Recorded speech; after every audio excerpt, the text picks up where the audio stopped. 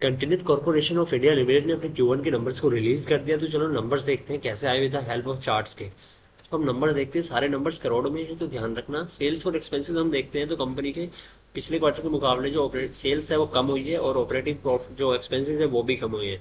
तो ये अच्छी बात है। बट हाँ, सेल्स थोड़ी सी कम हुई है पिछले क्वार्टर के मुकाबले। तो पिछले क्वार्टर में टू टू एट एट की थी, 2288 करोड़ की, और इस क्वार्टर में है वो 2154 करोड़ की। तो सेल्स में डिक्रीज हुआ है।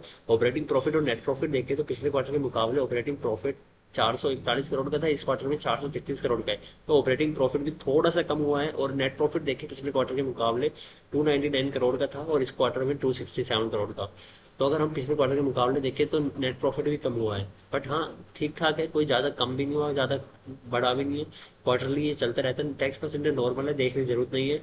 अदर इनकम और इंटरेस्ट देखें तो अदर इनकम यहाँ से कंपनी को लगातार अच्छी खासी आ रही है। बट हाँ, पिछले क्वार्टर के मुकाबले में थोड़ी सी कम हुई है। 129 करोड़ से ये 95 करोड़ की हो गई है।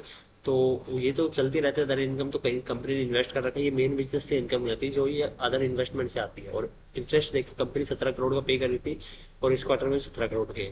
तो चलो सही है, इंटरेस्ट थोड़ा कम ही पे कर रही है कंपनी, बोरोइंग्स कम ही है कंपनी के ऊपर में। तो यहाँ पर container corporation of India limited के नंबर्स है वो ठीक ठाक है, ज़्यादा खराब भी नहीं, ज़्यादा अच्छे भी नहीं है। तो देखते हैं मार्केट में क्या रिएक्शन आते हैं। आप क्या सजेशन हो वो कमेंट करके बताना, और चैनल को सब्सक्राइब कर लो, क्योंकि मैंने एक स्ट्रैटेजी आपके साथ शेयर करनी है जिससे आपको हेल्प हो। और मैंने सारी कैलकुलेशन कर ली है और स्ट्रैटेजी वर्क कर रही है, मैंने बैक टेस्ट भी काफ़ी सारा किया है उसमें।